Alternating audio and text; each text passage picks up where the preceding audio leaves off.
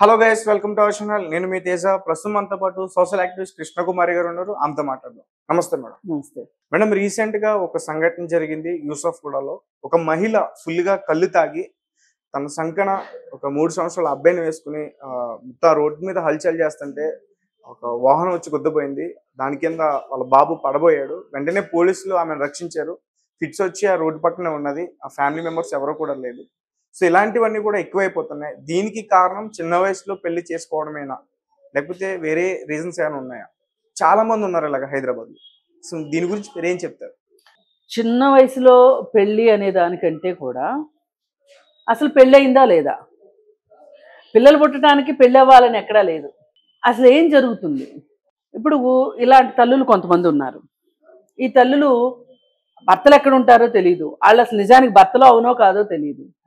Railway stations పక్కన కావచ్చు, bus స్టాండ్ల దగ్గర కావచ్చు, లేకపోతే వాళ్ళ ఊర్లోనే ఎవరో ఒకరు అఘాయిత్యానికి బలైపోయో ఆమె గర్భం దాలిస్తే ఆ ఉన్న ఊర్లో మొహం చెల్లక వేరే ఊర్లకు వచ్చేసేసి ఈ విధంగా తాగుడు వ్యసనాలకి వీటికి ఈ చిన్న చితక పనులు చేసుకుంటూ ఆ వచ్చిన డబ్బులతోటి కడుపు వాళ్ళని వాళ్ళు పోషించుకుంటూ మిగిలిన డబ్బులతోటి తాగటం, లేదు అనుకుంటే ముందే తాగేసేసి ఎక్కడన్నా పడిపోతే ఎవరో ఒకళ్ళు ఇట్లా వాళ్ళని చూసి అన్నం పెట్టడం, ఆ పిల్లలకి అన్నం పెట్టడం, ఇట్లాంటి వాళ్ళు మీకు చాలా చోట్ల కనిపిస్తారు. ఇలా కనిపించిన వాళ్ళని కొంతమంది మగవాళ్ళు ఏం చేస్తారంటే వాళ్ళేమీ పని పాట చేయకోకుండా వీళ్ళకు ఒక ఇల్లు ఇచ్చినట్లుగా ఇచ్చి తీసుకెళ్ళిపోయి వాళ్ళని వ్యభిచార వృత్తి కూడా చేయిస్తారు వాళ్ళ చేత. అట్లా వ్యభిచార వృత్తి చేసేటప్పుడు ఈ పిల్లలు ఉంటారు కదా, వీళ్ళని మేము చూసుకుంటామని భరోసా ఇస్తారు. ఈ చూసే క్రమంలో అబ్బాయిలు ఉంటే అదొక దారిలో ఉంటుంది, అమ్మాయిలు ఉన్నారనుకోండి ఎంత చిన్న పిల్లలైనా సరే వాళ్ళపైన లైంగిక కృత్యాలకు పాల్పడే వాళ్ళు ఉన్నారు. ఈ కేసులు నేను స్వయంగా చాలా కేసులు నేను చూశాను.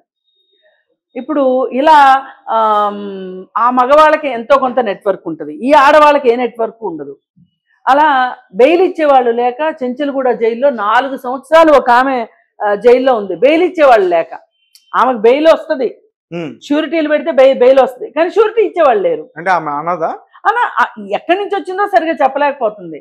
తన తల్లిదండ్రులు ఎవరో ఎక్కడున్నారో చెప్పలేకపోతుంది. చెప్పలేకపోతుందో చెప్పటం ఇష్టం లేదో తెలియదు. ఆమెకైతే హైదరాబాద్లో ఎవరూ లేరు. అతనికి మట్టుకు వెంటనే బెయిల్ దొరికింది. సరే, వీళ్ళిద్దరికి ఆ తల్లికున్న పిల్ల ఉంది కదా, ఈ పిల్లతోటి ఇతను అసభ్యంగా ప్రవర్తిస్తున్నాడు ఈ అమ్మాయి దందాకి వెళ్ళిన టైంలో అని చెప్పి పక్క వాళ్ళు కంప్లైంట్ ఇస్తే తెలిసింది. మియాపూర్ పోలీస్ స్టేషన్ నుంచి పోలీసులు వెళ్ళారు. అతన్ని ఆ చిన్న పాపని తీసుకొచ్చారు. ఆ పాపను తీసుకొచ్చి స్టేట్ హోమ్లో పెట్టారు. అతన్ని అరెస్ట్ చేసి ఒక జైల్లో, ఆమెను అరెస్ట్ చేసి ఒక జైల్లో పెట్టారు. ఇంతవరకు బాగానే ఉంది. అయితే అక్కడ భూమిక ఉమెన్స్ కలెక్టివ్ వాళ్ళు కౌన్సిలింగ్ సెంటర్ ఉంది చెంచల్గూడ జైల్లో. అలా జరిగిన ఆ ఆఫీస్లో వాళ్ళు ఒక్కొక్కరిని డేటా కలెక్ట్ చేసి వాళ్ళని కౌన్సిలింగ్ చేస్తారు. అసలు మీరు జైలుకి ఎందుకు వచ్చారు, ఈ విషయంలో మీ తప్పేంటి ఒప్పేంటి, మీకేం సహాయ సహకారాలు కావాలి అనే విషయంలో వాళ్ళు కొంచెం వాళ్ళ బాధలు విని కౌన్సిలింగ్ చేస్తారనమాట. ఆ ప్రాసెస్లో ఈ అమ్మాయి వచ్చింది. ఈ అమ్మాయి వస్తే మరి నాకు తెలీదు నా బిడ్డ ఎక్కడుందో అంటే, ఏ పోలీస్ స్టేషన్ నుంచి ఈ అమ్మాయి కేసు కట్టారు అని చెప్పి చూస్తే మియాపూర్ పోలీస్. వాళ్ళకి ఫోన్ చేస్తే వాళ్ళు ఏం చెప్పారు, అమీర్పేట స్టేట్ హోమ్లో పెట్టామని చెప్పారు.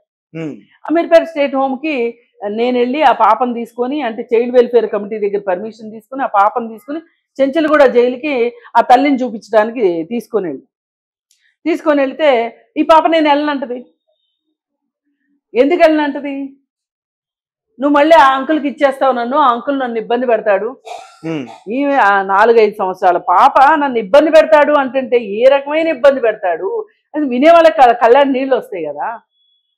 ఈ తల్లి బాధ్యత రాహిత్యము, ఆ జులైగాడి బాధ్యత రాహిత్యానికి ఈ చిన్న పాప బలైపోవాలా? ఇప్పుడు ఈ కేసు కూడా ఇంతే. ఆ మొగుడు ఉన్నాడో లేడో ఎవరో తెలియదు, ఒక బిడ్డకి తల్లి మాత్రం కనిపిస్తుంది మన కంటికి. ఈ బిడ్డను ఏం చేయాలి ఇప్పుడు? ఈ తల్లి ఈ విధంగా తాగి పడిపోతే వాడిని ఎవరైనా చైల్డ్ ట్రాఫికింగ్ వాళ్ళు పట్టుకెళ్లారనుకోండి ఆ బిడ్డని, ఏంటి పరిస్థితి? వాడి కళ్ళో ఒక లివరో ఏదన్నా తీసేసుకున్నారనుకోండి, లేదు వేరే దేశాలకు ఎక్కడికన్నా హ్యూమన్ ట్రాఫికింగ్ ద్వారా పంపించారనుకోండి, ఇలా హైదరాబాద్ లో చాలా లేదంటే మంది ఉన్నారు. బిచ్చగాళ్ళ మాఫియాలోకి అవును. పిల్లాన్ని తీసుకెళ్లారనుకోండి, ఎవరు దీనికి బాధ్యులు? అసలు ఎవరు చెప్తారు సమాధానం? అందుకని ఇమ్మీడియట్ గా ఈమెని ఈ అరెస్ట్ చేసిన ఆమెని హాస్పిటల్లో చేర్పించిన పోలీసులు ఎవరైతే ఉన్నారో, she not a able mother. బిడ్డను చూసుకోగలిగిన కెపాసిటీలో ఆ తల్లి లేదు. కాబట్టి ఆ బిడ్డని స్టేట్ హోమ్కి ఇవ్వడం కరెక్ట్. ఆమెను కూడా అవసరం అనుకుంటే స్టేట్ హోమ్ లో పెట్టొచ్చు. ఆమెను కూడా పెట్టిస్తే అక్కడ ఆమెకి ఏదన్నా పని పాటలు నేర్పించి ఆమెకు ఉపాధి కల్పించి ఆమెను కావాలంటే ఈ పాపను చూసుకుంటది అనే ఒక నమ్మకం వచ్చిన రోజునే ఈ పాపని ఇవ్వాలి తప్పితే, ఈ పాప కావచ్చు బాబు కావచ్చు, బాబు మేడం, బాబు స్టేట్ హోమ్ లో పెట్టేయాల్సిందే. అంతేగాని ఇప్పుడు ఇలాంటి బాధ్యత లేని తల్లుల దగ్గర, ఇలాంటి వ్యసన పరులైపోయిన తల్లుల దగ్గర బిడ్డలను ఉంచడం కరెక్ట్ కాదు. మరి ఇలాంటి ఇంటర్వెన్షన్ జరగాలి. ఇందుకే స్టేట్ హోమ్లు ఉన్నది. ఇప్పుడు ఎవరు పట్టించుకొని బిడ్డల్ని ఎవరు చూడాలి? దేశమే చూడాలి, ప్రభుత్వమే చూడాలి. వీళ్ళు ప్రభుత్వం బిడ్డలు అవుతారు అప్పుడు. అందుకని అలాంటి ఇంటర్వెన్షన్ జరగాలని నేను కోరుకుంటున్నా. ఈ కేసుకి అదే పరిష్కారం, అంతకంటే పరిష్కారం లేదు. ఇప్పుడు ఎవరైనా తీసుకెళ్లి ఆ బాబు నచ్చాడు అని పెంచుకుంటే అది చట్ట వ్యతిరేకం, చట్ట విరుద్ధం, అసలు చైల్డ్ కిడ్నాప్ కింద వస్తుంది. అందుకని ఎవరు తీసుకెళ్లే సాహసాలు చేయకూడదు ఇట్లాంటప్పుడు. అంటే తీసుకెళ్లిన వాళ్ళందరినీ పట్టుకుంటున్నారా అంటే అది వేరే విషయం, పట్టుకోవచ్చు పట్టుకోకపోవచ్చు. కానీ ఒక బిడ్డ ఉన్నాడు అంటే నువ్వైతే సమాధానం చెప్పాల్సిందే. ఎవరైనా స్టేట్ హోమ్కి వెళ్ళొచ్చు. పిల్లలు లేని వాళ్ళు అప్రోచ్ అయ్యి ఈ హాస్పిటల్లో దొంగతనాలు చేసే బదులు చక్కగా ఈ బయట ఖర్చు పెట్టే డబ్బులు ఖర్చు పెట్టుకుంటే స్టేట్ హోమ్లో కారా చట్టం ప్రకారం చైల్డ్ అడాప్షన్ రైట్స్ చట్టం ఉంది.